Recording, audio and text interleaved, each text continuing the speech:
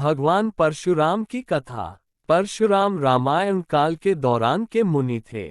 पूर्व काल में कन्नौज नामक नगर में गाधी नामक राजा राज्य करते थे।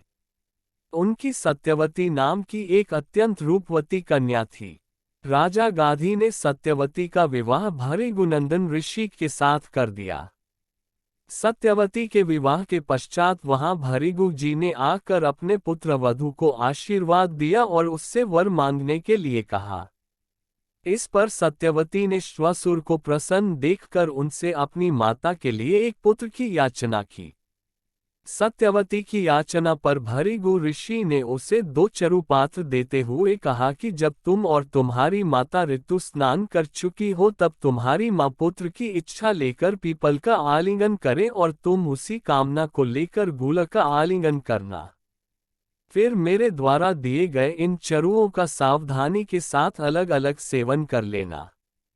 इधर जब सत्यवती की मां ने देखा कि भृगु जी ने अपने पुत्र वधू को उत्तम संतान होने का चरु दिया है तो अपने चरु को अपनी पुत्री के चरु के साथ बदल दिया।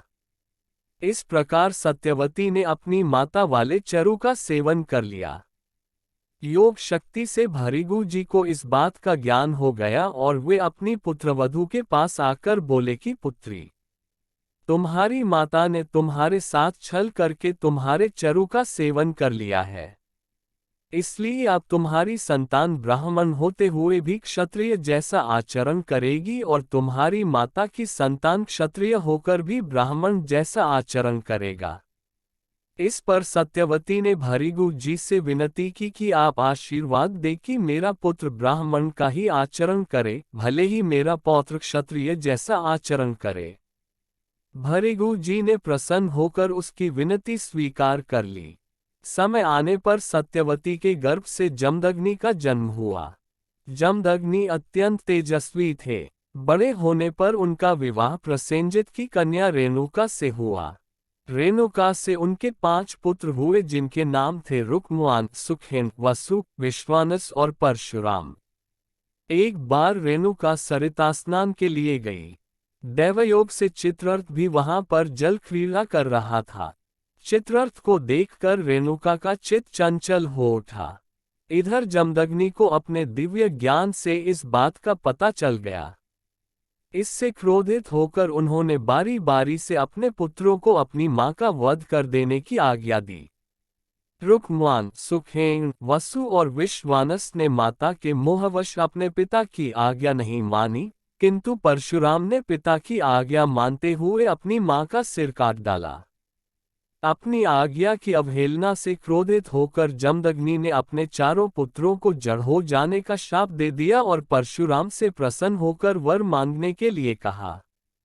इस पर परशुराम बोले कि हे पिताजी, मेरी माता जीवित हो जाए और उन्हें अपने मरने की घटना का स्मरण न रहे। परशुराम जी ने यह वर भी मांगा कि मेरे अन्य चारों भाई भी पुनः चेतन हो जाएं और मैं युद्ध में किसी से परास्त न होता हुआ दीर्घजीवी रहूं।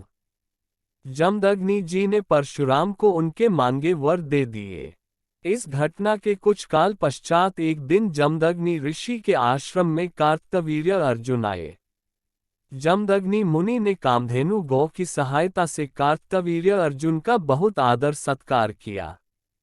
कामधेनु गौ की विशेषताएं देखकर कार्तवीर्य अर्जुन ने जमदग्नि से कामधेनु गौ की मांग की, किंतु जमदग्नि ने उन्हें कामधेनु गौ को देना स्वीकार नहीं किया। इस पर कार्तवीर्य अर्जुन ने क्रोध में आकर जमदग्नि ऋषि का वध कर दिया और कामधेनु गौ को अपने साथ ले जाने लगा। किंतु कामधेनु गौ तत्काल कार्तवीर्य अर्जुन के हाथ से छूटकर स्वर्ग चली गई और कार्तवीर्य अर्जुन को बिना कामधेनु गौ के वापस लौटना पड़ा। इस घटना के समय वहां पर परशुराम उपस्थित नहीं थे। जब परशुराम वहां आए तो उनकी माता छाती पीट पीट कर विलाप कर रही थीं। अपने पिता के आश्रम की दुर्दशा देखकर और अपनी माता के दुख भरे विलाप सुनकर परशुराम जी ने इस पृथ्वी पर से क्षत्रियों के संहार करने की शपथ ले ली। पिता का अंतिम संस्कार करने के पश्चात परशुराम ने कार्तवीर्य अर्जुन से युद्ध करके उसका वध कर दिया।